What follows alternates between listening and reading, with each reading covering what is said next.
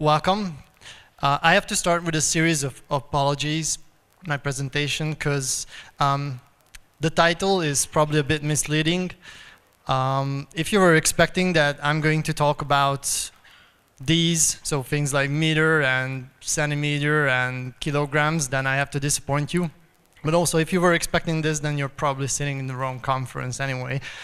So obviously, I'm going to talk about information security metrics today. And again, the next apology is because I'm more a technical person, and security metrics tend to be viewed as something that is for management mainly.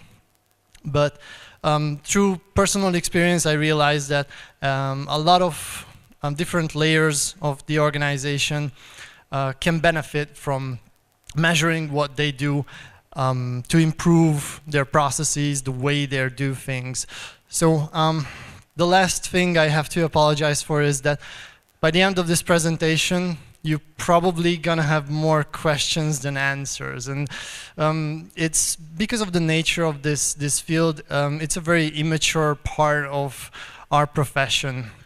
And I'm not delusional, so I know that this topic is not necessarily the sexiest one. I try to spice it up a bit with some pop cultural references and so on, but please stay tuned. You will see really, if you're a technical person, why is it beneficial to have information security metrics available to measure things, actually. So very quickly about me. My name is David. I started a company called Azat Information Security. We're Luxembourg-based, and we do technical consulting. I just came here from Luxembourg. It was not an easy ride, I have to tell. But one way to know that you're home is that your Wi-Fi connects automatically. This is not the first time I've been here. I've been here last year, and I just realized that my phone did that. So I'm also a B-Sides organizer. We have B-Sides in Luxembourg. If you're interested in defense topics, then you should certainly check out the conference. We have all the videos up and all the slides. Well, slides maybe not, but the videos are definitely out there. And I'm also an instructor at the SENSE Institute. I'm teaching FOR 572, that is the Network Forensics class. And if you ever want to reach out to me, you can find my Twitter and email here on the slides, and this is going to be public later on. So very quickly getting into the topic. The thing we have to start with is a few definitions, because, and this is probably something that should be in the contradiction part of the presentation. So one of the things is that when it comes to security metrics, people even mix up what is just a measurement, what is an actual metric. So just to clarify things, and these are from the Oxford Dictionary, but in layman's terms, a measurement is the act of measuring something. Measuring something is to, just collect data, and metric is something that is derived from that data, a figure using a formula to give you an indicator. And if I even want to be more cultural and give you an even easier to comprehend definition, what we want to do with metrics is to answer the question, are we in our finest hour or are we headed for disaster? And I'm not saying that metrics will be the superpower that gives you the answer for these questions, but they're certainly going to help you to give a better insight on what state you are and where you're headed to. By the way, anyone knows where this quote is from? It's a song lyrics. No, really, nobody? I was expecting at least one hand. This is Smash Mouth, Sister Psychic. I really like this song, but all right. One thing that is sometimes forgotten about metrics, and like I said, they tend to be viewed as something that management does, is that depending on what is your audience, the consumers of the metric can have widely different expectations on what to measure and what they want to actually see. My favorite categorization on this is to break it down into very strategic level metrics that will give you a high level overview, a way to measure where you need to make adjustments, if you're off the rails or you're in the right track. And Then we will have more tactical things. This is for more middle management. Obviously, upper management might be also interested in these, but typically middle management wants to know how the security program works. Is it okay what we do in patch management? Do we have proper coverage on compliance? And lastly, the more operational, more technical metrics are really for technical people. They're interested in knowing if a specific system works well, if it provides the accurate data. Think about things like logons is a good way to measure a couple of things. And there are a bunch of other classifications as well. But the field is riddled with contradictions. If you start digging deeper, you will realize that things are really not that mature. And I don't know about you, but I have an engineering degree. And I tend to forget about the fact that what I was taught is to go there to do we barely even do design, let alone measuring what we're doing and making sure that we're in an accurate position. So one of the contradictions that really puzzled me was the special little snowflake effect. What a lot of authors say as a benefit for security metrics is that once you start measuring things, you will be able to measure yourself and compare yourself with your peers in the same industry, and you can see if someone else is doing better, where are you compared to the average. And in certain cases, even just a few pages later, they state that everyone's special, and you need to use whatever specific metrics you find and measure your way in your own specific way. So my take on this is that this is probably due to the lack of proper standardization. The fact that there's just not a lot of information out there, and when you start measuring things, it takes time to realize if a metric is going to really give you the answers that you're looking for your question. The other thing that authors tend to disagree is what to do with the old metric that you no longer use. Should you stop collecting data because it will just take resources, time, gives an overhead of the whole thing, and it's just not effective? Or the other school says that you should still keep the old metric, because if you design the new one and it turns out later that it's not correct, there's something off with it, then you still have the old one calculated with the older data. Another thing that I find important in keeping the old data and calculating the old metric is that, and this leads to the next point, it's a more top-down, compared to top-down, it's a more bottom-up approach. So you listen to the data, you see what's in there, and try to answer questions based on that. And I'm pretty sure some of you work as a security analyst happened to you with many times that you were looking for an answer in a specific data set, and you find something else. You find that, this thing is happening here. I didn't realize that. So I think it's very important to take also the bottom-up approach and not dismiss it. A lot of the methodologies that are out there are more top-down view, like the GQM. I will mention it in a few minutes. But the thing is that those are really derived from the managerial point of view, and I think dismissing the really the bottom-up thing is a mistake. Okay, very quickly about the current state. I have a very, very non-scientific way to put this into perspective. So what I did is I just went on Amazon and searched for books about this topic. Going back even to 2005, you will find that there's something about 24-ish books on security metrics. Compared to when you search for penetration testing, you will see that even last quarter we had more than 15 books out there. Now I'm not saying this is scientific in any way, okay? It's not. But it gives you a view that what's supposed to be, well, at least I kind of feel that it's important to measure what we do, what our performance is not really full with resources.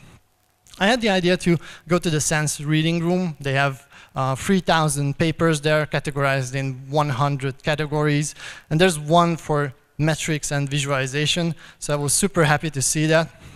But the thing is, and I don't know if you can see it, but there were only, there were only 2 papers in this category, and both of them were about visualization, so there were exactly 0 papers on metrics. Well, in this topic, later on when you search through it, then you find a few, but still not a lot of things out there. In terms of standards and guidelines, probably the closest one to a standard is the ISO one, which was recently updated. It's still missing a lot of stuff, like they don't talk about how to choose a metric, how to evaluate that something that is a metric is used for you or not. And we'll see that because of the amount of possible ways to measure things and the amount of things that you can measure, this is a pretty important question. What I do like specifically is the CIS guide. They only have 28 metrics, and they're very focused on IT security. Like I said, I'm more a technical guy, so I'm interested in those more than the managerial ones. And what they did is they detailed out a lot of things for each and every metric. So what I loved is that for each, they try to give you a way to visualize it. And they did it in a very great manner, because every time they give you an example, it's always a timeline. I will touch that point, why is this important. And they also specify what audience is it for, the formula to calculate that metric, how to collect the data, what are the obstacles. So it's very thorough. There's only one problem with it. It's from 2010, and ever since then it wasn't updated. I think the working group is pretty much dead also behind it. So this is a great resource, but it's not really up to date. Also, they haven't discussed what was the selection criteria for these 28 metrics. So they asked 150 people about it, and I'm pretty sure those are very smart guys on the metrics. I know that some of them that I'm mentioning here in the presentation were involved in this process, but still, it's a very large document and not a lot of things about how to evaluate the given metrics. There's a bunch of books out there. I just listed here a few. I specifically like the pragmatic one. I will go into a bit more details. Why is it important and why it's a bit more progressive on the field. And there are you can find a few white papers in the Sense reading room, and it's more under the leadership part. I listed out here a few if you're interested. I'll just go through these very quickly because time-wise I need to be careful. A few presentations. I just want to highlight one. Marcus Rannan had an excellent presentation about this topic, starting a metric program in AppSec. If you haven't checked this presentation, you should certainly do so. It's kind of funny and light presentation, but has a very, very good set of infos out there. Okay, so the thing is, from all these materials, even though there's not a lot of them, most of the books have a huge list of metrics that you can measure. One of them actually has more than 900. Well, I don't know about you, but this is not really my idea of a cool bedtime reading material, so I don't think that there are any human beings out there who would go through 900 different metrics. It's just not feasible. So, like I said, one important point is to decide what are the important metrics out there that you definitely have to measure. So I'm going to talk about now a bit on metrics about metrics. Yeah, I know it's so meta, right? But before doing that, let's just round up a few usual suspects. These are not tend to be necessarily bad, they're just probably not really indicating anything useful, or they measure something that you cannot really control. My favorite one is number of tickets. Who had that as a metric or any indicator of their performance in their team? You don't have to be shy, you're friends among friends, so yeah. This one, I actually worked in a place where they, I need to switch hands because this one gets heavy. Where the service desk had this as their main KPI. Number of tickets goes up, bad. Number of tickets goes down, good. And surprisingly, every time summer was great, right? Especially August, because I don't know if you've been in Luxembourg during August time. It's just dead. You cannot find people on the street. So that one is like, yeah, okay, awesome. My other favorite one, and this is from one of the books that I mentioned, gigabytes per day analyzed. And this was given as an example to measure the efficiency of log analysis. So physics example, road taken over time. What was that? Anyone? Speed, yeah. So what do we measure here? The speed of the analysis. Okay, that might be efficient, but it's like our analysts can analyze 10 terabytes of log per day. Well, that's really impressive. And what do they find? Oh, nothing. That's not really measuring the efficiency. And there are others like, okay, TCO is a valid point, but good luck measuring it.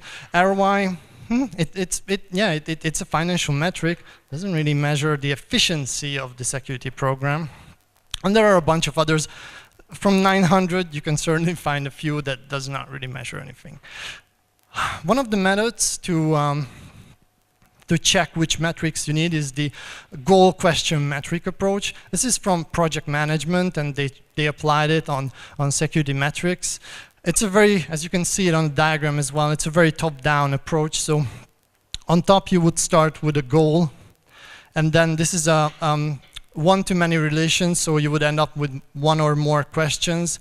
And for those questions, you would find one or more metrics to answer that question. I already explained what I think about very top-down approaches. The bigger problem here is it's very project-oriented. There are ways to work around this, but still, what we want to measure with metrics is, at least for me, the most important thing, the most important thing is tendencies. So hindsight is a beautiful thing, so you can look back in your data and say, yeah, that was the point where we failed. But it's much better to be able to do extrapolation based on the data, which is a dangerous thing, I know, but still, this is something, like I said, we want to make sure that we're not headed for a disaster, right? COBIT, for example, does touch on the subject of security metrics. They say that you need to measure it. Great. And you have to do it in a smart way. This is probably something that you've seen a lot. So smart is that the given metric has to be specific, measurable, actionable, relevant, timely, and so on. It's a kind of vague thing. If you ever had like your performance evaluation, I had this. We had to define goals for next year in a smart way, and what we ended up is pretty much you can really bend these things, right? So it's kind of easy to come up with something that is very, very, very easy to achieve, and they will still meet the smart criteria. Like I'm gonna go to a conference. Check, good. A bit better thing, it's still a mnemonic, is the pragmatic approach. Pretty much the same thing. But it's more streamlined for metrics. So we have 9 criteria here, 9 meta metrics basically, and they measure pretty much the same thing as a smart, but in a more defined way. Even the authors of the book and the approach agree that they might left out something, or there might be too many things in there. So feel free to adjust it to your needs. What came into my mind first when I saw this was in the first episode of Agents of S.H.I.E.L.D. Any fans of this show? Yeah, season 4 was like, the season 5 gets better. So in the first episode, Mariah Hill asked Agent Ward what S.H.I.E.L.D. stands for, and he answers, well, it means that someone really worked hard to have our name spelled out as S.H.I.E.L.D. It kind of feels like the same way with pragmatic, but still, it's a good approach. My bigger problem is that the way you would render values to these metametrics, what they say is, well, take a value from 0 to 100 as like a percentage, and just, assign it. That's it. So we want to have metrics to avoid guessing, right? And then we use ways to evaluate them by guessing a bit. So, and also the granularity. I don't think that we need really 100 scale for this. How about 1, 2, 3, 4 or something like this? At the end, you have to do a mean average on all those. So really just evaluating it, I think and at the end, it's still gonna be a bit of guessing and like feeling about it. And still, it's a good approach, I think. Out of all those approaches, I find this one the best path probably to move forward. And you can have the best data in the world, but if you represent it in poor manners, then it really doesn't matter what you're representing. So I just want to take a bit of a side note here about visualization. And like I said, what I really liked in the CIS guide is that they take time on explaining what are the ways to do the visualization. Marcus Ranum in his presentation picks on pie charts. I personally think that the pie charts are probably the biggest offenders, because the first way of graphic representation comes into people's mind is, let's do a pie chart. Management love pie charts, but you can do the same kind of abuse with a bar chart as well. It doesn't really matter. So like I said, if it's not on the timeline scale, it will not really give you the full insight that you can get from a metric. All those diagrams without a timeline gives you just a snapshot of a given time period. So you will miss out a lot of stuff with it. But just because you have a timeline, it doesn't really mean that it's correct. And I chose an easy target here. I'm going to kick Gartner for a few minutes here. So first off, disregard the fact that this is not a cycle. This is, by the way, called the hype cycle, if you're not able to read it. So this is not a cycle. It's kind of obvious. There were a lot of criticism about this, but the way Gartner does it is my favorite.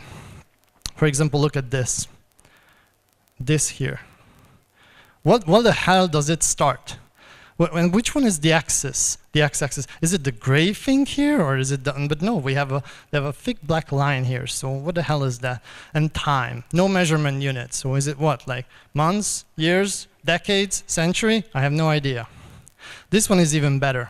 Expectations. It's just great. So I can come up with a measure for this. Number of lines written by Charles Dickens. The more the lines, the greater the expectation. No? No? Yeah, okay, you guys get it. Okay, I promise pop culture references. This is classic, so I try to keep up with you, but but this one I couldn't resist to do this joke. The other thing is, and this is the last thing, because there's plenty of things. We could probably spend the whole 40 minutes on kicking this slide here, but how convenient is it that all the data points are in the curve, right? Looks very scientific. Okay, anyway, I have an obsession with kicking Gartner, sorry. If you're from Gartner, feel free to see me during the break. I would love to talk about what you're doing with our industry. Going metric, designing the metric program. I'm not gonna go into details. There are many different approaches here as well, but they all do pretty much the same thing. It's a cyclic process. You start off with your questions, your goals that you wanna see, and then you collect the data, calculate your metrics, analyze the data, and then rinse and repeat. So you do adjustments. It's really not rocket science, to be honest. Now, given the maturity level of all this, and hopefully by this time you see that this field is a bit more like loosey-goosey. It's not exactly the more rigid science here. What I think is that we should start simple. Like in the CIS guide, some of the metrics are really just share numbers. So you have the data, and that's already your metric. Probably a bit more sophisticated than that is more useful. Let's just do simple things first. Make sure that we all agree on that, and then move forward from that point. But being able to really measure yourself up to your peers, I think it's a key thing. Then you know that, oh boy, like, you're probably not going to communicate this to your management, but then you can make improvements and then go to the management and seeing if you're failing compared to others in your industry or not. So I collected a few things here. Again, I don't believe in this special snowflake thing. I think this is a paradigm we should toss away just right now, because the thing is, there are many things we do the same things in a different manner, but it's still the same kind of processes there. We do patch management, we have policies, we have compliance, obligations, access management, and so on and so forth. Those are things we can start measuring, and like I said, just simple things. I'm not going to go through in every little detail, I'm just going to highlight a few. Let's start with policies and compliance. This is probably the easiest one to tackle down, because usually what you need to measure is coverage. Are we ISO 27K compliant on this? Does it apply the policies there? Yeah, okay, and then you get a percentage mark on that. What is better, and this is, I'm probably not the one who come up with this, but it's a very dumb metric, but it works pretty well on policies. I'm not a big policy writer, I probably just reviewed a few, but I found that the length of the policy will give you a very good measurement on if people are going to read it and actually understand it. You give me a 20-page document, here's what I'm going to do with it. And never look back, because I'm not reading a 20-page document or a 41 or anything like that. A few pages, excuse me, that's usually a good indicator that people might actually read that. One other very good idea is to calculate readability scores. This is something that Word can do, by the way. So if you enable this function, then once you do the spell check, it will calculate the Flash-Kincaid readability score. It doesn't give you a number on if the policy is good in terms of covering what you actually need, but I think it's very important that people do read the policy and do understand it.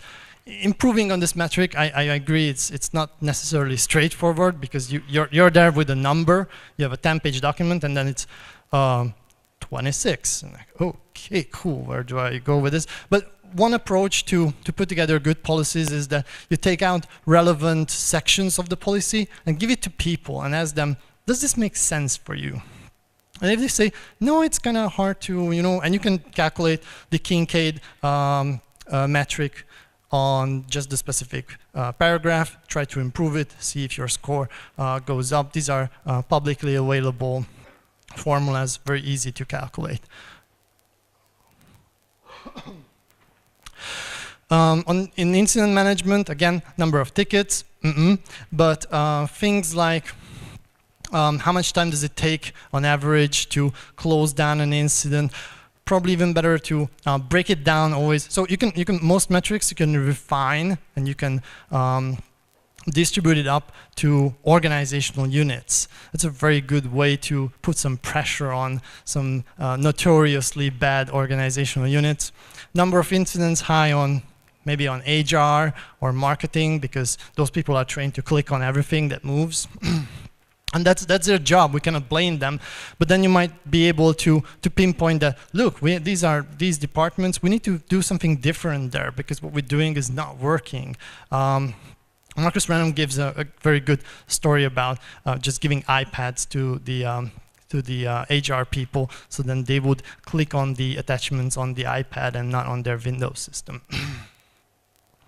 Change management configuration. This is pretty much coverage kind of metrics. The one that I like is the average time to roll out a change. This is a very good indicator if your organization is a very big, rigid, slow-moving monster or something more nimble. You can try to improve that one. This leads to the next point, patching. So if you have an emergency patch that you need to roll out, how fast is going to be applied.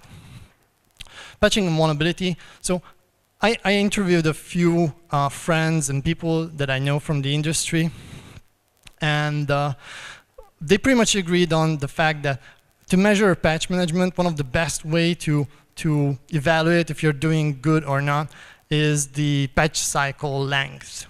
The faster you're able to roll out patches, you're probably going to be the better off, and I'm going to give a personal example later on for this. Identity and access management, and this is always the point where I forgot that I have these letters in the brackets behind the names of the the metrics. So I just did a notation on who would be the possible audience for the given metric. And as you can see, identity and access management, so S is for strategic, so your C-suite, T is tactical, middle management, and O is operational, so us technical guys. And as you can see, on identity and access management, it's not really something that your higher level managers would be interested, because from the future of the organization, they don't really care if you have a lot of admins or not. They only care if you're secure or not. So again, audience really matters on who would be interested and who would consume those given metrics. A few others here listed out with any way of completeness. Like I said, I wanted to list out these metrics because a lot of the authors would give you the answer. I cannot possibly tell you what things to measure because you're a special little snowflake. I don't think it is the case. One very good one that I like here is the one that measures the absentee level and fluctuation in the workforce. That can be a good indicator of how well you're doing in, well, company culture. And then that could lead up to, if you're doing poorly, then you might have problems with disgruntled employees, sabotage, or just people not caring and clicking on everything that lives. Okay, we're doing good with time. Great. This leads to my conclusion. So it's good because I have a bit more space on highlighting things. Like I said, the thing that I see the biggest problem here is the lack of proper standardization. In case of ISO, it was updated recently, but because some people were proposing to have a part where they discuss how to choose metrics, but they were out of time before the closure of the standard. That was left out. They, by the way, proposed the GQM. So something like the CIS, a bit more extended way, could be a good approach, stepping forward and just agree on what to measure. Measuring things that we don't control doesn't make a lot of sense, for example, and a lot of times that's what happens. When I talked about this with a friend, he said pretty much the same thing. Daniel Meiser had this blog post about how we mature further in the industry, the boring it gets. I don't fully agree with the whole thing, and by the way, this is another example of a bad representation of the data. But basically, to move forward, what I believe is that to move forward from the current point where we are, which is a bit more ad hoc, and it's more of an art, right? What we do is more like we jump on a problem, solve it, and then we move on to another problem because there's just plenty of it. To move this from a more rigid and pragmatic way, a more professional or scientific manner, is probably the way to go. And one of the foundations for this is to start measuring what we're doing, to know that, okay, in the past we were doing well, and today we're not so good, and these are the steps that we can take. And what I would like to have here is a personal story about, you can do this in any level. You don't have to be a manager to influence your organization. When I was working at an ISP, we were the first people doing security ever. So it was really a green field for security projects. And one of the first things I did is I checked on the patch management. Well, I wouldn't say process because nothing was defined, nothing was written. The de facto cycle was we patch our systems every 3 months-ish. But because there were no process defined, what they forgot to do is slipstreaming. We had a big virtual environment, and slipstreaming is if you're not familiar with the term, is the way to spin up your template, patch it, and then you shut down the template, and then every time you roll up a new server with that template, you will have something that is patched. They totally forgot to do this. Okay? They forgot to do this for years.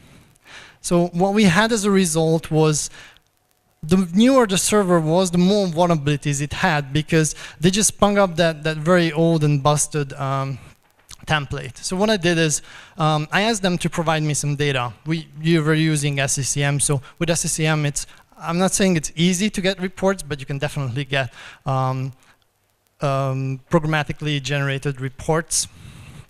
And I asked them to create me reports on what system patches are applied with the dates.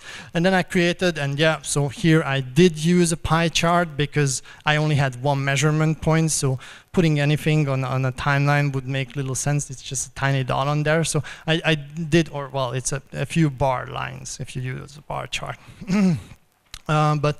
What I did is I summarized up the situation, distributing the servers into categories, which one was missing patches from 3 months ago, half a year, and then everything, yeah, between 3 months and half a year, and then everything that are more than half a year and not having patches.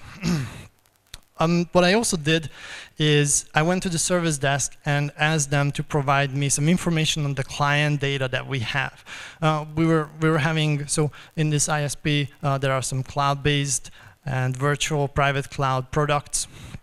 So a lot of different data was stored in the cloud. Healthcare data, financial data, manufacturing companies were storing some of their documents, their lawyers, so construction companies, a lot of different data.